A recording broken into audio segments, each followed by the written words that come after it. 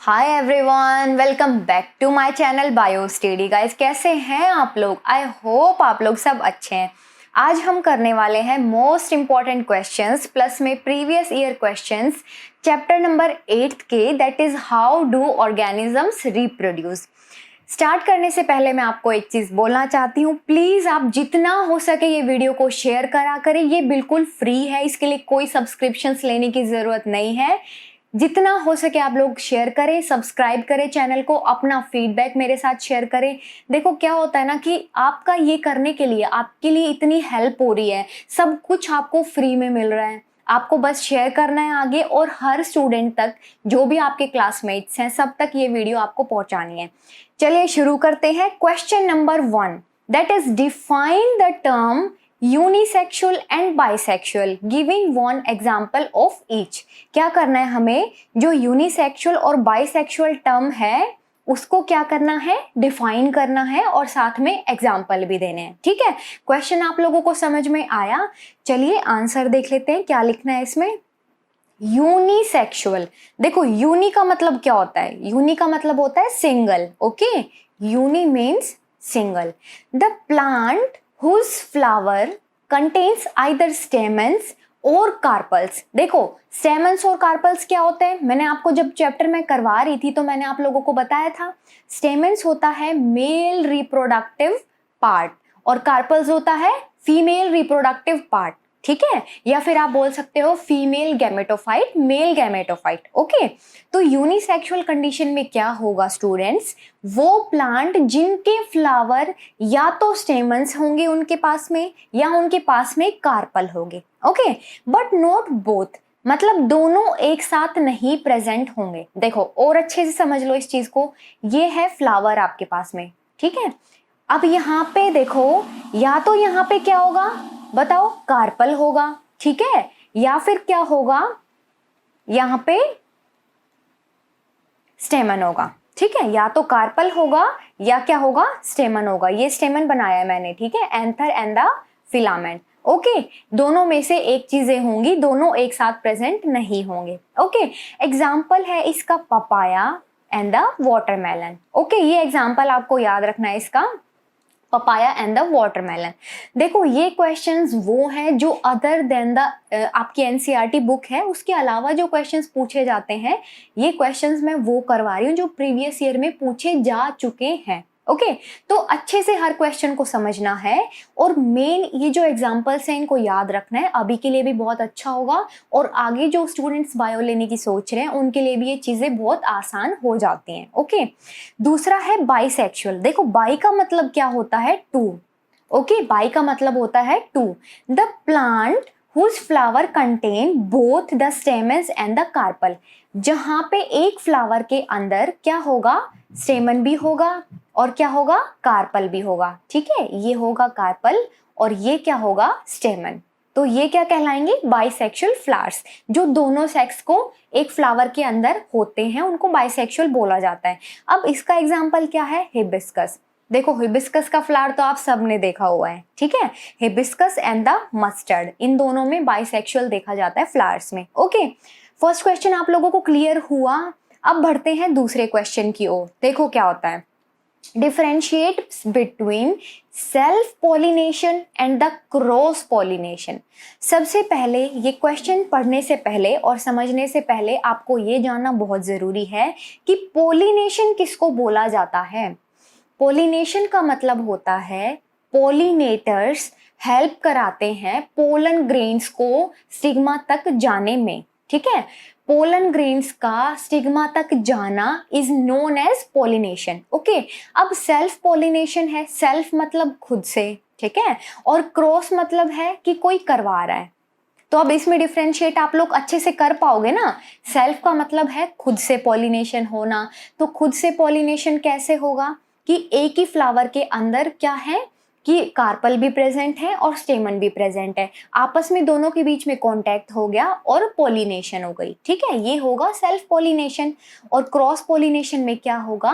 Pollen grains को stigma तक ले जाया जाता है पोलिनेटर्स के थ्रू। ओके, चलिए डिफरेंस नंबर 1 से शुरू करते हैं। Self pollination occur within a flower और between the two flowers of the same plant. देखो क्या होता है, यहाँ पे समझो एक फ्लावर है, ये यहाँ पे क्या होगा, ये है अपने पास में कार्पल या फिर इसको पिस्टिल भी बोल दिया जाता है। अब यहाँ पे है अपने पास में स्टेमन, तो क्या हुआ, स्टेमन से पोलन ग्रेन निकल के और इस स्टिग्मा पे आके कांटेक्ट कर लिया, पॉलिनेशन हो गया, तो ये हो जाएगा सेल्फ पॉलिनेशन। ये थी सबसे पहले वाली कंडीशन। या फिर इसमें क्या दिया गया हुआ है कि एक ही प्लांट के 2 फ्लावर, देखो यहाँ से समझो आप लोग, ये एक दूसरा फ्लावर है, यहाँ पे क्या है, ये है अपने पास में कार्पल और ये है अपने पास में स्टेमन्स। ठीक है, अब यहाँ के पोलन ग्रेन्स निकल के क्या होंगे, इस वाले फ्लावर के स्टिग्मा पे जाके बैठ जाएंगे और पॉलिनेट कर देंगे उसको, तो ये कंडीशन कहलाएगी self pollination. Okay, cross pollination में डिफरेंस देखते हैं क्या है। Cross pollination occur between the two flowers borne on different plants. 2 plant हैं, दोनों प्लांट बिल्कुल अलग अलग हैं, ठीक है, और उन दोनों प्लांट के फ्लावर्स अगर पॉलिनेशन करते हैं आपस में तो वो चीज कहलाती है क्रॉस पॉलिनेशन। तो आपको समझाने के लिए मैं यहाँ पे एक फ्लावर बना देती हूँ। यहाँ पे क्या है, ये है अपने पास में स्टिग्मा, स्टाइल, ओवरी, बेसिकली इसको कार्पल बोल देते हैं या फिर इसको पिस्टिल बोल देते हैं। ठीक है, फीमेल गैमेटोफाइट, और ये क्या है अपने पास में स्टेमन्स। अब कोई यहाँ पे दूसरा फ्लावर है, ये देखो ये फ्लावर है, इसके पास में भी क्या है, स्टिग्मा, स्टाइल और ये ओवरी, और ये है अपने पास में स्टेमन्स। ठीक है गाइज, अगर आप लोगों को कोई भी डाउट होता है तो आप लोग कमेंट बॉक्स में लिखें, वो डाउट को जरूर आपका क्लियर किया जाएगा। ठीक है, देखो यहाँ के पोलन ग्रेन्स अगर निकल के क्या करेंगे, इस स्टिग्मा पे आके पॉलिनेट कर देंगे, और ये दोनों फ्लावर कैसे हैं, अलग अलग हैं। ठीक है, इसको बोलेंगे क्रॉस पॉलिनेशन। मैं हर वो पॉसिबल आप लोगों के लिए कोशिश करती हूँ कि आपको हर चीजें बहुत अच्छे से समझ में आए, भले ही थोड़ा सा टाइम ज्यादा लग जाएगा पर आपका हर डाउट अच्छे से क्लियर हो जाएगा। ओके, तो आप ये क्वेश्चंस देखने से पहले जो पहले की वीडियोस है उनको जाके अच्छे से समझें, उसके बाद में एक्सरसाइज के क्वेश्चंस करें और उसके बाद में प्रीवियस ईयर के क्वेश्चंस। देखो इसके बाहर तो कुछ भी नहीं पूछा जाएगा। ओके, अगर अच्छे मार्क्स आप लोगों को स्कोर करने हैं तो आप लोग सारी वीडियोस को अच्छे से देखा करें। ठीक है, सेकंड डिफरेंस है अपने पास में, flowers do not depend on pollinators. भाई आपस में ही पॉलिनेशन कर दिया एक फ्लावर ने या फिर 2 फ्लावर हैं सेम प्लांट के, तो उनको पॉलिनेटर्स की जरूरत नहीं पड़ी। अब पॉलिनेटर्स मैं आप लोगों को बता देती हूँ क्या होते हैं। पॉलिनेटर्स एजेंट की तरह काम करते हैं कि पोलन ग्रेन को दूसरे फ्लावर तक लेके जाने का काम कौन करेंगे, एजेंट्स करेंगे। ठीक है, जैसे डिलीवरी बॉय होते हैं, आपका खाना आपके घर तक पहुंचाने का काम करते हैं, वैसे ही पॉलिनेटर्स भी एजेंट्स होते हैं जो पोलन ग्रेन्स को दूसरे फ्लावर के स्टिग्मा तक लेके जाने का काम करते हैं। ठीक है, तो यहाँ पे पॉलिनेटर्स पे डिपेंड नहीं होते फ्लावर्स। ओके, क्रॉस पॉलिनेशन में क्या होगा, pollinators like insect, water, wind are required. देखो यहाँ पे 3 एजेंट दिए हुए हैं, मतलब यहाँ पे 3 टाइप के पॉलिनेटर्स दिए गए हैं।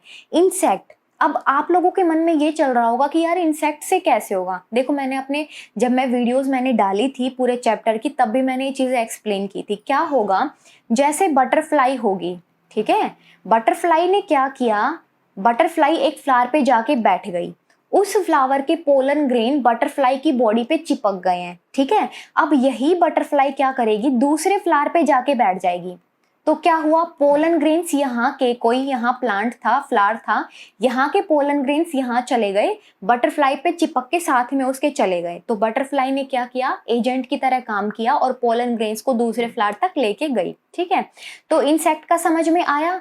अब वाटर का कैसे होगा, देखो वाटर प्लांट्स होते हैं जैसे वाटर लिली, उसमें क्या होगा, वाटर के थ्रू पोलन ग्रेन्स चले जाते हैं, पानी में बह के चले जाते हैं दूसरे फ्लावर तक, तो पॉलिनेशन हो जाएगी। ऐसे ही विंड के थ्रू कैसे होता है, विंड के थ्रू जब हवा चलती है तो पोलन ग्रेन्स हवा में उड़ के दूसरे फ्लावर पे जाके स्टिक हो जाते हैं। ठीक है, और ऐसे पॉलिनेशन कर देते हैं। तो पॉलिनेटर्स जैसे कि वाटर, इंसेक्ट और विंड, क्रॉस पॉलिनेशन में इनकी रिक्वायरमेंट होती है। ठीक है, थर्ड है अपने पास में सेल्फ पॉलिनेशन का difference, pollen grains are produced in the small number. देखो यहाँ पे पोलिनेटर्स की जरूरत नहीं है, हर एक पॉइंट एक दूसरे से कनेक्ट है, ठीक है। तो आप जब भी इस चीज को याद करो तो चीजें ना बहुत लिंक्ड होती हैं, एक चीज को समझ के तब आगे वाली चीज पे आप लोग भाड़ा करें। अब जैसे पोलिनेटर की बात चली तो दोनों का डिफरेंस क्लियर हो गया, ठीक है। और अब अगर पोलिनेटर्स के बाद में पोलन ग्रेन्स की बात चल रही है कि भाई पोलिनेटर्स की जरूरत नहीं है, तो जो पोलन ग्रेन्स है वो बहुत कम अमाउंट में प्रोड्यूस होंगे, क्योंकि यहाँ पे वेस्टेज कम हो रहा है पोलन ग्रेन्स का। ओके, पानी में बह के जाएंगे, क्या श्योरिटी है कि भाई जितने बह के गए हैं वो सारे जाके पोलिनेट कर देंगे। हवा में उड़ के गए हैं, उनकी क्या श्योरिटी होगी। तो क्या होगा ना कि उस केसेस में पोलन ग्रेन बहुत ज्यादा चाहिए होंगे क्रॉस पोलिनेशन में। ओके, सेल्फ पोलिनेशन में जो पोलन ग्रेन्स हैं वो कम अमाउंट में चाहिए होते हैं, ठीक है, क्योंकि यहाँ पे वेस्टेज बहुत कम होता है, क्योंकि सेम ही तो प्लांट पे काम चल रहा है, जो वेस्टेज होगा वो बहुत कम होगा। जबकि पोलन ग्रेन क्रॉस पोलिनेशन के केस में लार्ज नंबर में प्रोड्यूस होते हैं, क्योंकि यहाँ पे वेस्टेज बहुत ज्यादा है, ठीक है। अब चौथा पॉइंट सेल्फ पोलिनेशन में कर रहे हैं, flowers are not attractive and they do not produce nectar. देखो ये बात क्या आई कि भाई फ्लावर अट्रैक्टिव नहीं दिखता और ना ही वो नेक्टर प्रोड्यूस करता है। देखो पोलिनेटर्स की यहाँ पे जरूरत नहीं है, सेम प्लांट में काम चल रहा है, तो इतना इंसेक्ट्स को लुभाने की जरूरत तो है नहीं, पोलिनेटर्स को इतना लुभाने की जरूरत तो पड़ेगी नहीं, ठीक है। तो क्या होगा, जो फ्लावर्स होंगे सेल्फ पोलिनेशन के केस के, वो ना तो अट्रैक्टिव होंगे, मतलब ना तो वो कलरफुल होंगे और ना ही वो नेक्टर प्रोड्यूस करेंगे। नेक्टर कब प्रोड्यूस किया जाता है, इंसेक्ट्स को, बटरफ्लाई को लुभाने के लिए कि भाई हम तेरे को, तू पोलिनेशन करा दे, हम बदले में तेरे को नेक्टर दे देंगे, ठीक है। लेकिन क्या होता है क्रॉस पोलिनेशन के केस में जो फ्लावर्स होते हैं ना वो बहुत कलरफुल होते हैं। क्यों होते हैं, टू अट्रैक्ट द पोलिनेटर्स, क्योंकि भाई पोलिनेशन भी तो करानी है ना। अब कलरफुल देख के इंसेक्ट्स भी जाके, बटरफ्लाईज भी जाके बैठ जाती हैं कि भाई ये तो बड़ा सुंदर सा दिख रहा है, इस पे जाके बैठ जाती है, वो पोलिनेशन कर देती है, ले जाती है पोलन ग्रेन्स को और बदले में उसको नेक्टर मिल जाता है, तो दोनों का काम आसान हो गया। तो क्या होंगे, फ्लावर्स कलरफुल होंगे और नेक्टर प्रोड्यूस करेंगे, ठीक है। ये था क्रॉस पोलिनेशन का। आप लोगों को अच्छे से समझ में आया गाइस। अब थर्ड क्वेश्चन की ओर बढ़ते हैं। थर्ड क्वेश्चन है, illustrate the following with the following. 2 बार लिख दिया गया है, सॉरी इस चीज के लिए, मैं इसको कट कर देती हूँ, ठीक है। With the help of suitable example. देखो क्या है, regeneration in Planaria, budding in Hydra and the leaf of Bryophyllum with the buds. क्या करना है, डायग्राम की हेल्प से ये चीजें बतानी है। रीजनरेशन इन प्लेनेरिया, पहले तो ये समझो कि रीजनरेशन क्या होता है और इसका एग्जाम्पल भी याद रखना है कि प्लेनेरिया में ये देखा जाता है, ठीक है। देखो क्या होता है ना कि अब प्लेनेरिया का एग्जाम्पल लेके चल रहे हैं। एक बॉडी, ये कंप्लीट पेरेंट बॉडी है, इसको क्या बोलेंगे, इसको बोलेंगे पेरेंट बॉडी, और एग्जाम्पल है प्लेनेरिया का। क्या होगा कि अगर बॉडी के पार्ट्स, ध्यान से सुनना इस बात को, रीजनरेशन में री का मतलब होता है अगेन और जनरेशन का मतलब होता है कॉपीज बना लेना, जनरेट करना, ओके, टू जनरेट समथिंग। क्या होगा अगर बॉडी के पार्ट्स यहाँ पे कट गए हैं, बॉडी के पार्ट्स अगर कट गए हैं तो वापस से बॉडी का पार्ट वो रिकवर हो जाएगा, ठीक है। अब यहाँ पे देखो, यहाँ पे ये अपर पार्ट है, ये मिडल पार्ट है और ये लोअर पार्ट है प्लेनेरिया का।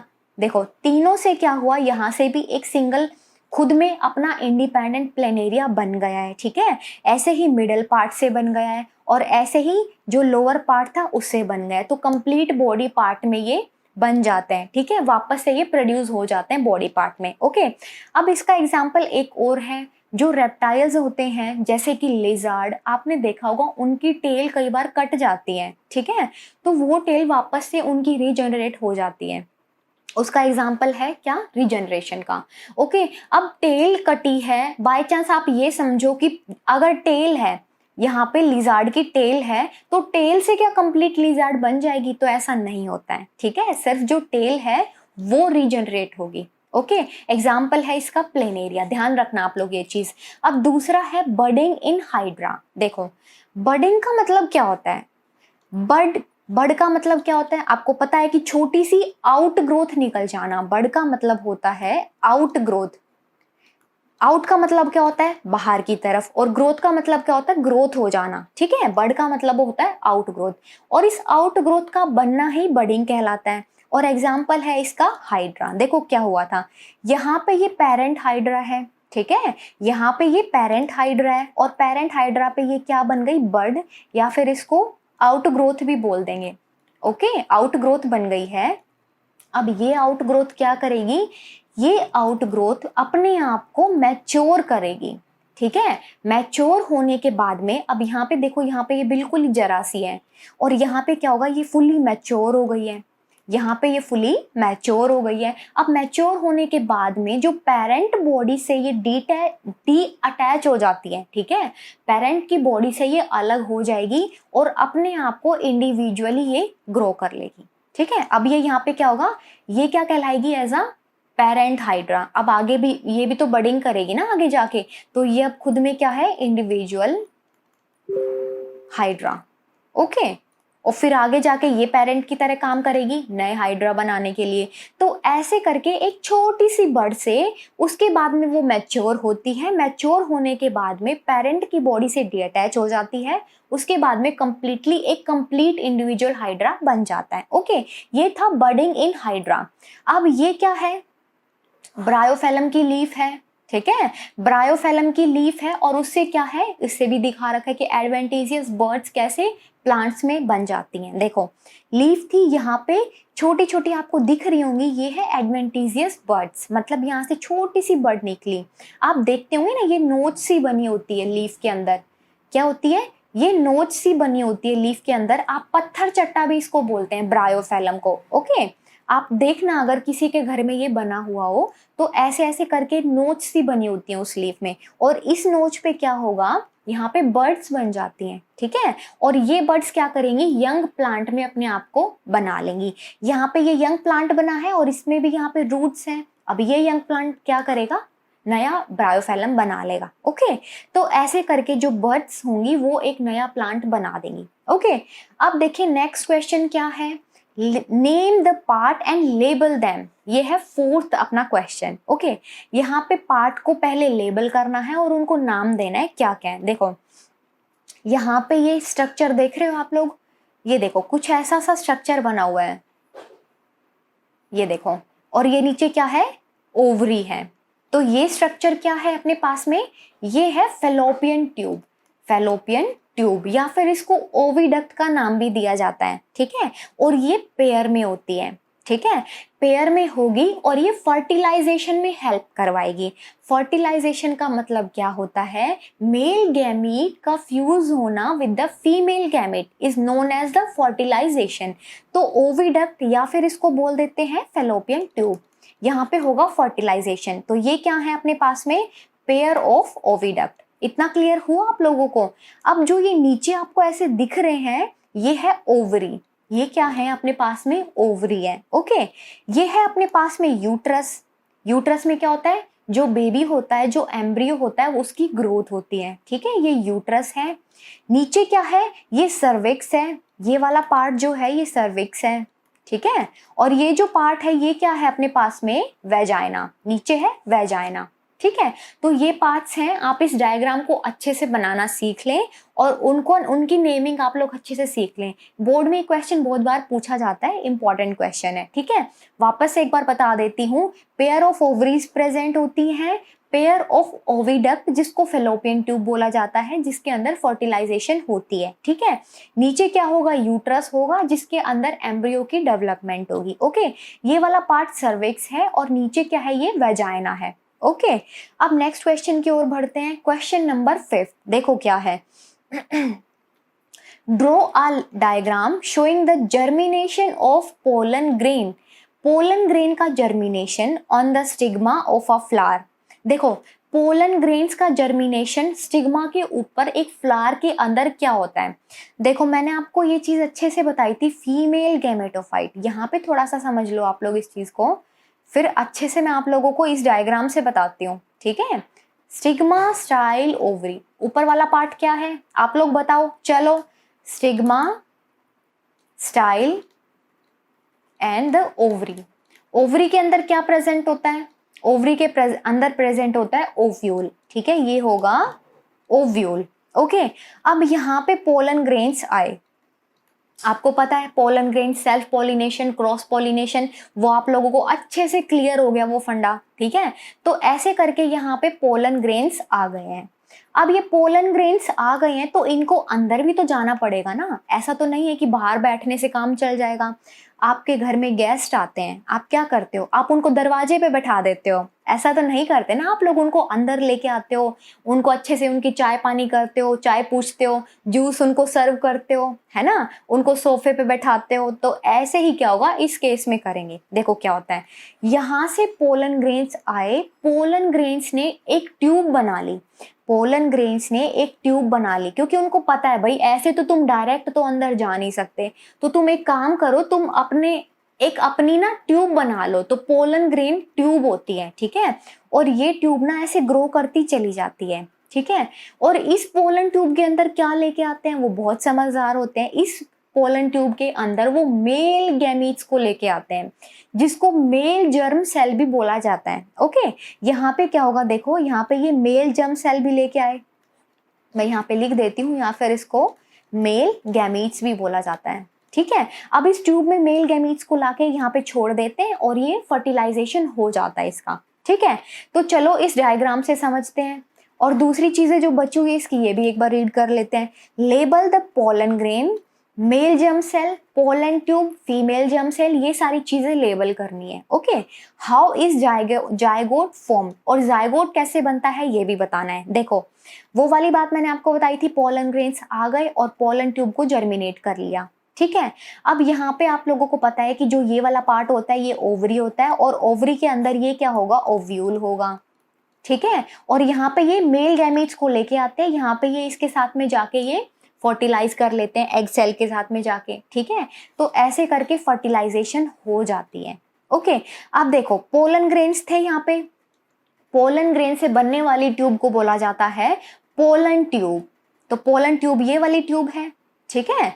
अब मेल जर्म सेल कहाँ है, मेल जर्म सेल देखो यहाँ पे, देखो आप लोग, पोलन ट्यूब के अंदर है मेल जर्म सेल्स। ओके, अब देखो ओवरी, ओवरी बोला था मैंने आपको, नीचे वाला पार्ट ओवरी होता है, ये वाला पार्ट स्टाइल होता है, स्टाइल, एंड ये वाला पार्ट होता है स्टिग्मा। देखो यहाँ पे लिखा भी हुआ है स्टिग्मा, और ये वाला पार्ट होगा ओवरी। अब फीमेल जर्म सेल क्या है, जो इसके अंदर जो ये प्रेजेंट है, ये क्या है, इसमें फीमेल जर्म सेल, इनके साथ में मेल जर्म सेल फ्यूज होगा और फर्टिलाइजेशन हो जाएगा, ठीक है। अब दूसरा पार्ट था कि भाई जायगोट कैसे बनता है, देखो ये भी समझ लेते हैं।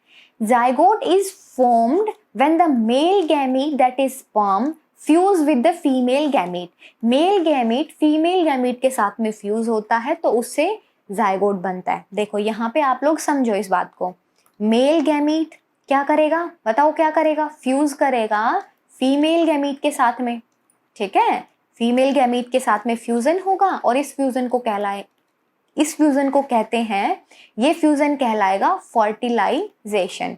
और फर्टिलाइजेशन रिजल्ट्स इन, फर्टिलाइजेशन से क्या बनता है, फर्टिलाइजेशन से भाई बन जाता है अपना जायगोट।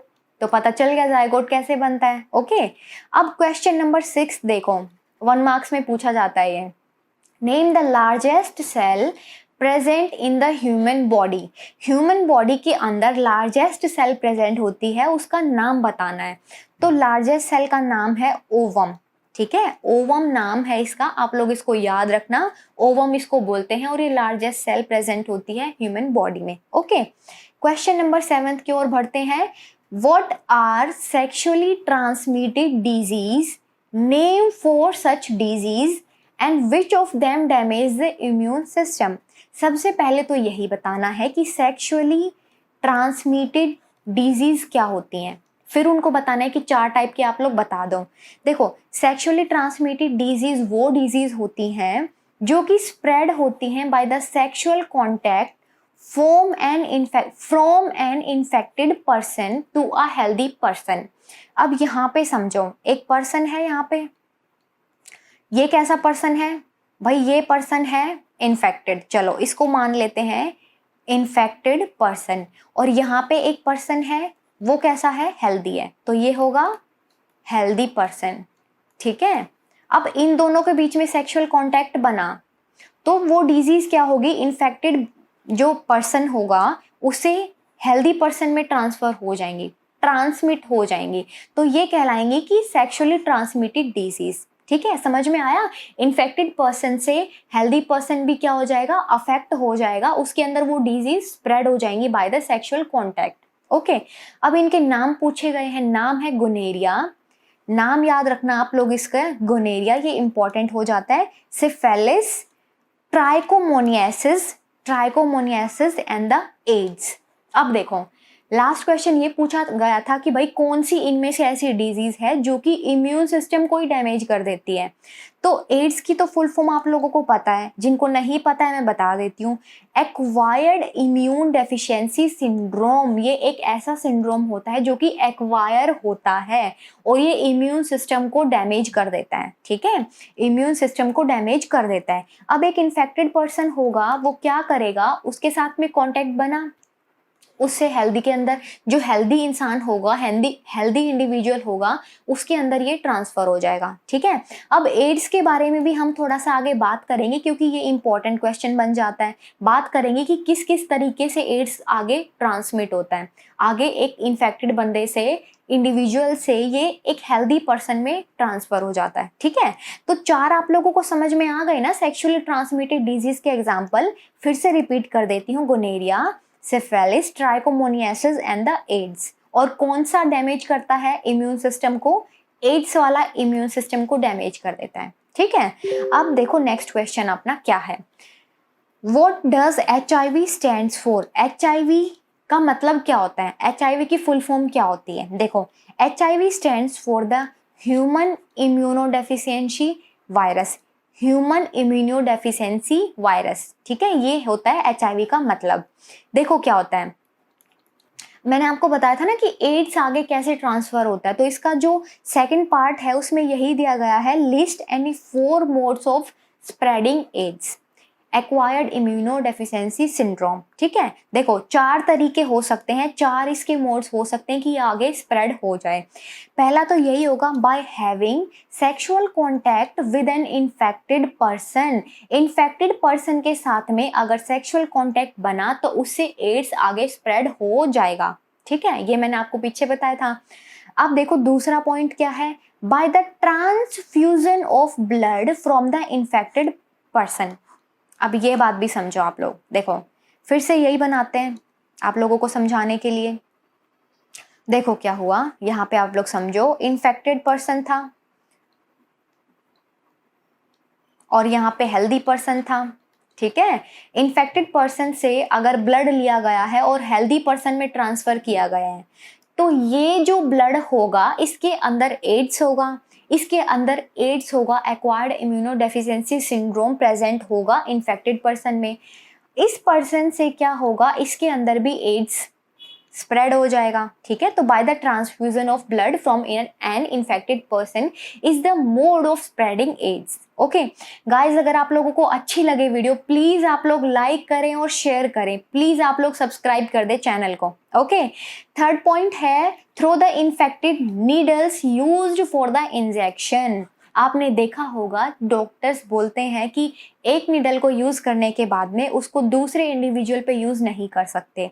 क्यों नहीं यूज कर सकते, क्योंकि जिस इंडिविजुअल पे यूज की गई है उसके अंदर कोई भी सिंड्रोम हो सकता है, उसके अंदर कोई भी टाइप का इन्फेक्शन हो सकता है। ठीक है, तो उस इन्फेक्टेड पर्सन से दूसरे जो हेल्दी पर्सन होगा उसके अंदर भी बहुत ज़्यादा पॉसिबिलिटीज बन जाती हैं कि वो स्प्रेड हो जाए, तो इन्फेक्टेड नीडल्स को भी यूज नहीं करना चाहिए। ठीक है, और फोर्थ पॉइंट है, through the placenta from the mother to the child during pregnancy. आपको पता है प्लेसेंटा क्या करता है, प्लेसेंटा न्यूट्रिशन प्रोवाइड करता है बेबी को, ग्लूकोज, कार्बन डाइऑक्साइड, ये प्लेसेंटा के थ्रू बेबी के अंदर जाते हैं। ठीक है, बेबी को आप ये देखो कि बेबी को भी ग्लूकोज की जरूरत पड़ेगी एनर्जी के लिए, और अपनी ग्रोथ के लिए उसको भी ऑक्सीजन की जरूरत पड़ेगी, तो ये सब प्लेसेंटा के थ्रू होता है। अब ये देखो कि अगर कोई मदर है, ठीक है, वो इन्फेक्टेड है, तो क्या होगा, अब यहाँ पे समझो थोड़ा सा, कोई भी इन्फेक्टेड मदर है, उसका बेबी है, क्या होगा, प्लेसेंटा के थ्रू यहाँ पे एड्स है इस मदर को, तो प्लेसेंटा के थ्रू चांसेस होंगे कि उस बेबी के अंदर भी एड्स स्प्रेड हो जाए। ठीक है, तो ऐसे करके जो प्रेग्नेंट मदर होती हैं जिनको एड्स होता है, प्लेसेंटा के थ्रू वो बच्चे भी अफेक्ट हो जाते हैं। Okay, next question is question number 9th, state one genetically different feature between the sperms and the egg of humans, what is it's consequences. देखो इस क्वेश्चन को देख के आप लोग थोड़ा सा कंफ्यूज हो रहे होंगे, बिल्कुल भी कंफ्यूज नहीं होना है। यहाँ पे एक जेनेटिकली डिफरेंट फीचर हमें बताना है स्पर्म के बारे में और एग के बारे में, ठीक है, कि भाई स्पर्म और एग होते तो दोनों रिप्रोडक्शन में ही काम आते हैं, जो स्पर्म्स होते हैं और जो एग होते हैं दोनों रिप्रोडक्शन में काम आते हैं, ठीक है, उनसे प्रोजेनीज बनती हैं फ्यूजन होने के बाद में। लेकिन क्वेश्चन में पूछा गया है कि जेनेटिकली डिफरेंट फीचर बताने हैं स्पर्म और एग के। देखो कोई भी क्वेश्चन आप लोगों से बोर्ड में पूछा जाए, पहले आप क्वेश्चन को अच्छे से देखना, बाय चांस अगर एक दो क्वेश्चन आउट ऑफ सिलेबस आ जाते हैं तो भी घबराने की कोई बात नहीं है, अगर आपकी कंसेप्ट क्लियर है तो। ओके, देखो आंसर में क्या लिखना है इसके, the sex chromosome of human male is XY। जो मेल होते हैं उनकी कॉम्पोजिशन क्या होती है, जो मेल क्रोमोसोम्स होते हैं सेक्स क्रोमोसोम वो होते हैं, एक X होगा और दूसरा Y होगा, ठीक है। A sperm of human male carries either an X chromosome और 1Y क्रोमोसोम। देखो ये बात मैं थोड़ा सा आगे बताऊंगी आप लोगों को, ठीक है।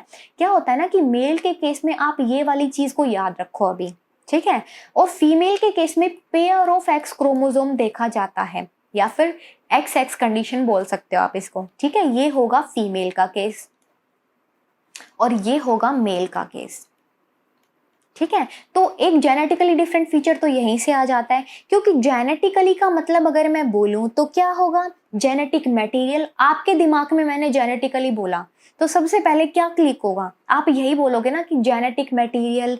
और अगर मैं अच्छे से पूछूं कि जेनेटिक मटेरियल का मतलब क्या है तो आप लोग बोलोगे कि क्रोमोसोम। फिर मैं और आगे पूछूं, जिन्होंने पहले की वीडियोस देख रखी हैं वो तो फटाफट आंसर कर देंगे। क्रोमोसोम की मैं बात करूं तो उसके अंदर जीन्स प्रेजेंट होती हैं जो कि इंफॉर्मेशन को कैरी करती हैं, ठीक है। तो क्या होगा, क्रोमोसोम प्रेजेंट होंगे। अब मेल्स के केस में होगा X एंड Y, ठीक है, और फीमेल के केस में होगा XX। तो ये कंडीशन देखने को मिलेगी, दोनों डिफरेंट है। यहाँ पे एक Y है तो यहाँ पे एक एक्स्ट्रा X है। ओके, एक्स्ट्रा नहीं मतलब पेयर ऑफ X है, और यहाँ पे एक X है और दूसरा Y है। Okay, the sex chromosome of human female is the pair of X chromosome that is XX। Okay, जो ये लिखा हुआ है यहाँ पे। अब देखो नेक्स्ट क्या है, इस बात को अच्छे से समझो। अब देखो यहाँ पे है स्पर्म्स। मैंने आपको बताया है कि मेल के केस में क्या होता है, एक Y होगा दूसरा X होगा, और ये क्या है, ये स्पर्म्स हैं, और ये क्या है, एग, ये है फीमेल के केस में। फीमेल के केस में होगा XX। अब आप लोग थोड़ा सा ध्यान से समझना, देखो क्या हुआ, YX यहाँ पे ऐसे था और यहाँ पे क्या था, XX। अब देखो क्या होता है, अगर इस Y का इस X के साथ में फ्यूजन हो जाता है तो ये बनाएगा XY, ठीक है। इस Y का इस X के साथ में हो जाता है तो ये बनाएगा XY। तो ये दोनों कंडीशन कैसी हो गई है, ये बने हैं मेल। ओके, अब इस X का मैं पेन का कलर चेंज कर लेती हूँ आप लोगों को समझाने के लिए। देखो इस X का अगर फ्यूजन होता है इस X के साथ में तो यहाँ पे बनेगा XX, और इस X का फ्यूजन होता है इसके साथ में तो ये बनेगा XX, ठीक है। तो ये कंडीशन क्या होगी, फीमेल में होगी। अगर ऐसा कॉम्बिनेशन देखने को मिलता है XY, एक X है और एक Y है, दोनों में फ्यूजन हुआ स्पर्म और एग में, क्या कहलाएगा, वो बनेगा मेल बेबी, ठीक है, वहां पे बनेगा बेबी बॉय। और अगर XX फ्यूजन में जो स्पर्म होता है अगर X कैरी कर रहा है तो एग तो X है ना, तो दोनों का XX मिले तो क्या होगा, यहाँ पे बनेगा बेबी गर्ल, ठीक है।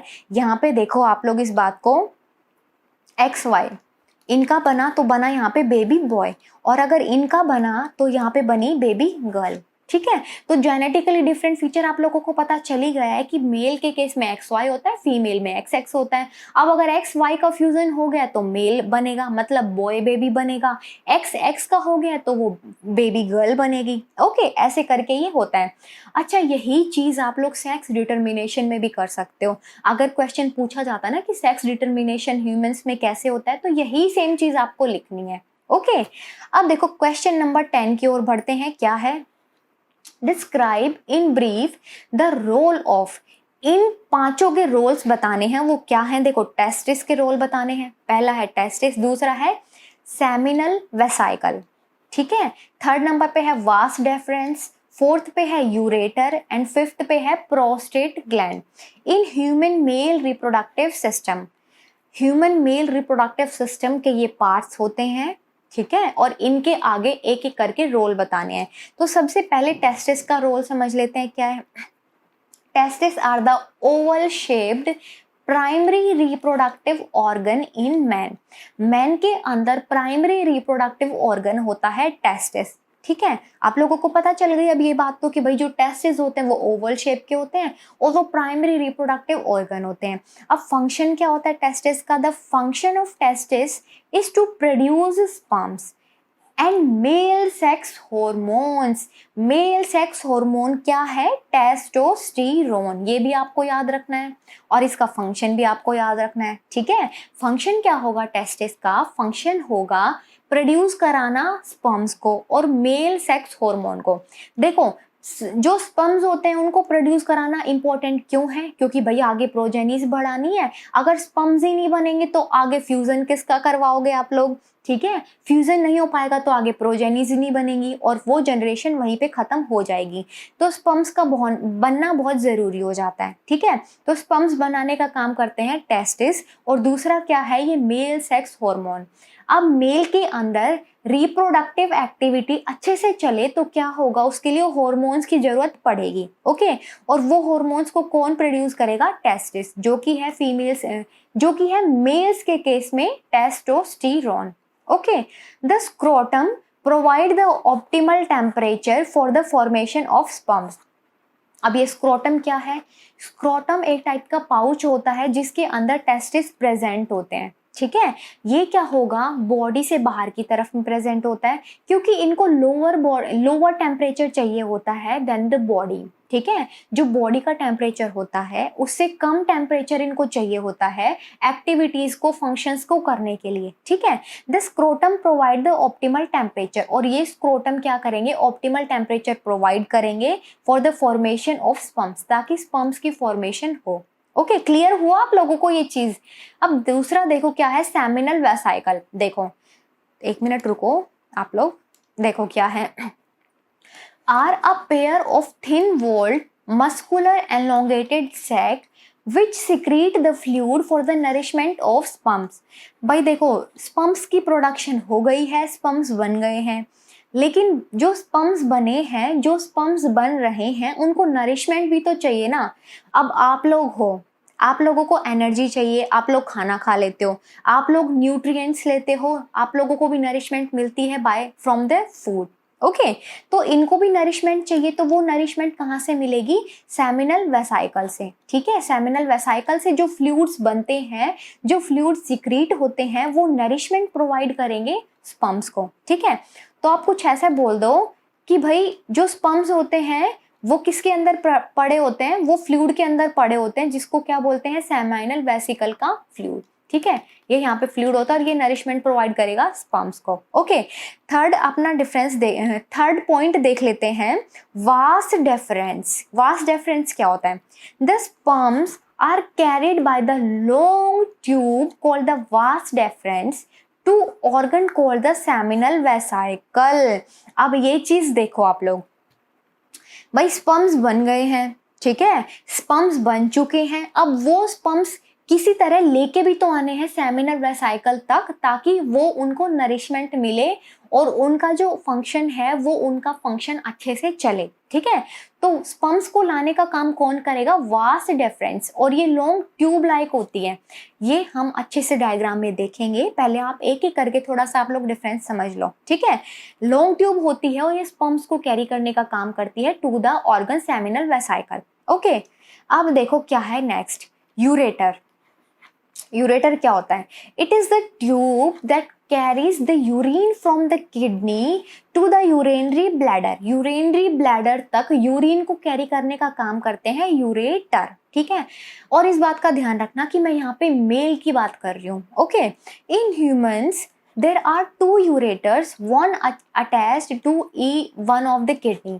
दो किडनी होती हैं, पेयर ऑफ किडनी प्रेजेंट होती हैं और उन किडनी के साथ में यूरेटर प्रेजेंट होता है। ओके आप लोग देखते हो ना कुछ ऐसा सा बीन शेप्ड में प्रेजेंट होती हैं, देखो। और इनके साथ में क्या प्रेजेंट होता है, ट्यूब्स प्रेजेंट होती है, इसको यूरेटर बोला जाता है। और यहाँ पे क्या है, कुछ ऐसे ऐसे करके क्या होता है, यूरिनरी ब्लैडर। ठीक है, तो ये एक एक किडनी से अटैच होती हैं और ये क्या करेंगी, कैरी करेंगी यूरिन को। ठीक है, यहाँ से यूरिन को ये कैरी कर रही हैं to the urinary bladder. Okay अब देखो प्रोस्टेट ग्लैंड क्या होती है। प्रोस्टेट ग्लैंड क्या करती हैं, ये प्रोड्यूस करती हैं fluid. Prostate gland produce a fluid which is released in the urethra along with the secretions of seminal vesicle। seminal vesicle के साथ में मिलके क्या करेंगी, एक तो प्रोस्टेट ग्लैंड का सिक्रीशन और दूसरा सेमिनल वेसाइकल का सिक्रीशन। ठीक है, ये रिलीज करेंगी यूरेथ्रा में। ओके क्योंकि क्या होता है ना कि जो स्पर्म्स होते हैं उनको फ्लूइड चाहिए होता है जिसको सीमेन बोला जाता है, क्योंकि नरिशमेंट भी चाहिए, उनको खाना भी तो चाहिए ना, वो जिंदा भी रहें। अपना जो उनका टाइम होता है 3 डेज तक वो लाइव रहते हैं। ठीक है, तो उनको कहाँ से मिलेगा नरिशमेंट, उनको जो ये सिक्रीशंस होती हैं प्रोस्टेट ग्लैंड की और सेमिनल वेसाइकल ग्लैंड की सिक्रीशंस होती हैं जिनको फ्लूइड बोला जाता है, तो ये करेंगी, रिलीज करेंगी यूरेथ्रा के अंदर। ठीक है, और ट्रांसपोर्टेशन करवाएंगी स्पर्म्स का। ठीक है, प्रोड्यूस हो गए, सेमिनल वेसाइकल में आ गए, अब आगे भी ट्रांसपोर्ट करवाने हैं फ्यूजन के लिए। ठीक है, तो ये क्या करवाएंगे, ट्रांसपोर्ट का काम भी करवा देंगी प्रोस्टेट ग्लैंड। ओके यहाँ पे देखो मेल रिप्रोडक्टिव सिस्टम, मैंने बात की है प्रोस्टेट ग्लैंड की, मैं यहाँ पे स्टार मार्क कर देती हूँ। मैंने बात की है सेमिनल वेसाइकल की, मैंने बात की है टेस्टिस की, स्क्रोटम की, और दूसरा बताओ डक्टस डेफरेंस। देखो वास डेफरेंस भी बोला जाता है इसको। ठीक है, अब यहाँ से आप लोग समझो ये क्या है, सेमिनल वेसाइकल। ठीक है, सेमिनल वेसाइकल नरिशमेंट प्रोवाइड करेंगे किसको, स्पर्म्स को। ओके प्रोस्टेट ग्लैंड क्या करेंगी, ये फ्लूइड को सिक्रीट करेंगी और क्या करेंगी, ये फ्लूइड जाके रुकेगा किसके अंदर, यूरेथ्रा के अंदर। देखो यहाँ से फ्लूइड रिलीज हुआ और यहाँ जाके ये यूरेथ्रा के अंदर चला गया। ओके दूसरा है टेस्टिस, देखो यहाँ पे ये ओवल शेप के आपको दिख रहे हैं, ये टेस्टिस क्या करेंगे, ये प्रोड्यूस करेंगे स्पर्म्स को और बाहर ये पाउच लाइक ये है, इसको स्क्रोटम बोला जाता है। ठीक है, उसके बाद में क्या बच गया, आप लोग बताओ, डक्टस डेफरेंस, वास डेफरेंस क्या करेंगी, ये कैरी करेंगी किसको, स्पर्म्स को एंड द यूरिन को भी ये कैरी करती हैं। ओके आप लोगों को समझ में आया गाइस ये अच्छे से। अब क्वेश्चन नंबर 11th की ओर बढ़ते हैं। क्वेश्चन नंबर 11th में है draw a diagram of a human female reproductive system. Human female reproductive system का डायग्राम ड्रॉ करना है। पीछे मेल रिप्रोडक्टिव सिस्टम का भी डायग्राम पूछ लिया जाता है, आप लोग अच्छे से ड्रॉ करें, अच्छे से उनके लेबल करें पार्ट्स। ठीक है, बात करेंगे ह्यूमन फीमेल रिप्रोडक्टिव सिस्टम की। पहली चीज तो ये बतानी है वो क्या है जो प्रोड्यूस करते हैं एग को। भाई वो क्या नाम है, ऐसा नाम बता दो आप कि जो एग को प्रोड्यूस करते हैं। क्वेश्चन ऐसे पूछा गया है। ठीक है, क्या होता है ना कभी कभी ऐसा होता है कि नाम दे दिए जाते हैं और उनको लेबल करना होता है आपको डायग्राम में, लेकिन कभी कभी फंक्शंस दे दिए जाते हैं और आपको बताना पड़ता है कि ये इस पार्ट का फंक्शन है। ओके तो क्वेश्चन कैसे भी पूछ लिया जाएगा, आंसर आप लोगों को अच्छे से आना चाहिए। देखो दूसरा क्या है, where the fusion of the male and the female gamete takes place. वो जगह बता दो, वो पार्ट बता दो जहाँ पे मेल और फीमेल गैमेट्स का फ्यूजन होता है। ठीक है, थर्ड है अपने पास में कि where the zygote is implanted, जहाँ पे जायगोट इम्प्लांट होता है, एम्ब्रियो बनता है, फीटस बनता है। ठीक है, तो पहली चीज क्या थी, पहला है दैट प्रोड्यूसेस एग। एग कौन प्रोड्यूस करेगा, एग प्रोड्यूस होंगे बाय द ओवरी। ठीक है, पेयर ऑफ ओवरीज प्रेजेंट होती हैं, तो पहले का क्या होगा आंसर, इसका आंसर होगा ओवरी। ठीक है, यहाँ पे देखो ये फेलोपियन ट्यूब के पास में जो ये अटैच है ये है ओवरी। ओके दूसरा है जहाँ पे भाई मेल और फीमेल गैमीट्स का फ्यूजन होगा, तो वो होगा फेलोपियन ट्यूब में। यहाँ पे क्या होगा, फ्यूजन होगा और यहाँ पे फर्टिलाइजेशन इसको बोल देंगे।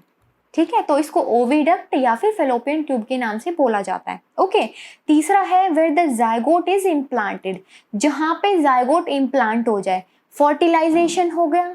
ठीक है, अब जायगोट को इम्प्लांट करना है ताकि वो आगे डेवलप हो, तो यूट्रस के अंदर क्या होगा, बेबी का ग्रोथ होगी, तो यहाँ पे जायगोट इम्प्लांट होगा। ठीक है, ये वाली चीज आप याद रखना अच्छे से, इम्प्लांटेड। ठीक है, यूट्रस के अंदर। थर्ड में क्या आ जाएगा यहाँ पे, यूट्रस। ओके, और यहाँ पे क्या हो जाएगा, फेलोपियन ट्यूब, या फिर इसको ओविडक्ट भी बोल देते हैं। ओके, नेक्स्ट क्वेश्चन की ओर बढ़ते हैं स्टूडेंट्स। अच्छा, मैं आप लोगों से एक क्वेश्चन और डिस्कस करना चाहती हूँ। देखो, अगर इनके अलावा भी कोई क्वेश्चंस पूछ लिया जाता है, मैंने इस स्लाइड के अंदर नहीं बनाए हैं, मैं आप लोगों को बता देती हूँ। देखो, इसके अलावा क्या क्वेश्चंस बन सकते हैं, इसके अलावा बन सकते हैं female reproductive parts of the flower, उसके अंदर मेल और फीमेल। आप लोगों को इस चीज का अच्छे से पता होना चाहिए। एक्सरसाइज के क्वेश्चंस में भी मैंने अच्छे से बताया है। चलो यहाँ पे मैं आप लोगों को बता देती हूँ वो चीज। देखो क्या पूछ लेंगे, और इसके अलावा फ्लावर के बारे में पूछ लेंगे, उनके पार्ट्स को लेबल करो। यही क्वेश्चन एनसीईआरटी का मैंने करवाया हुआ है, ठीक है। उसमें आपको male reproductive part and the female reproductive part आप लोगों को बताना है, ठीक है। अच्छा, दूसरा एक क्वेश्चन ये भी बनता है कि कॉन्ट्रासेप्टिव मेथड्स की जरूरत क्यों पड़ती है। देखो, कॉन्ट्रासेप्टिव मेथड्स क्या होते हैं। सबसे पहले कॉन्ट्रासेप्शन का मतलब क्या होता है। कॉन्ट्रासेप्शन का मतलब होता है अवॉइड करना प्रेगनेंसी को, ठीक है, टू अवॉइड द प्रेगनेंसी। तो प्रेगनेंसी को अवॉइड करना इज ए कॉन्ट्रासेप्शन। अब कॉन्ट्रासेप्शन की जरूरत क्यों पड़ी, कई बार क्या होता है ना कि अनप्लैन्ड प्रेगनेंसीज होती हैं, उनको अवॉइड करने के लिए, अनप्लैन्ड प्रेगनेंसीज को अवॉइड करने के लिए कॉन्ट्रासेप्शन मेथड्स का यूज किया जाता है, ठीक है। उसमें वो मेथड बैरियर भी हो सकता है, barrier method, hormonal method, chemical method जिसको बोलते हैं, ठीक है।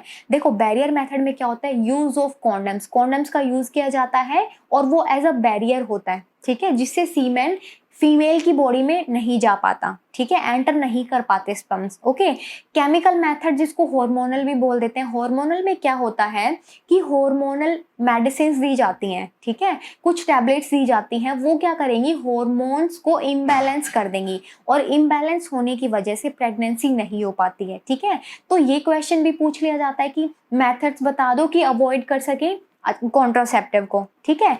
तो ये कुछ क्वेश्चंस हैं। अच्छा, आपको कंप्लीट चीजें यहाँ पे मिल रही हैं स्टूडेंट्स। आप लोग एनसीईआरटी के जो क्वेश्चंस होते हैं अच्छे से उनको समझे।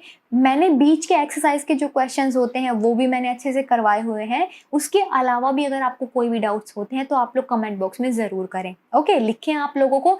और हाँ, इसके नोट्स आपको मिल जाएंगे। जो ये क्वेश्चंस हैं इनकी आपको मैं पीडीएफ दे दूंगी, आप लोग टेलीग्राम पे जाके ज्वाइन कर लें। ओके, चलिए गाइज, आज के लिए इतना ही काफी है। कल मिलेंगे, बाय।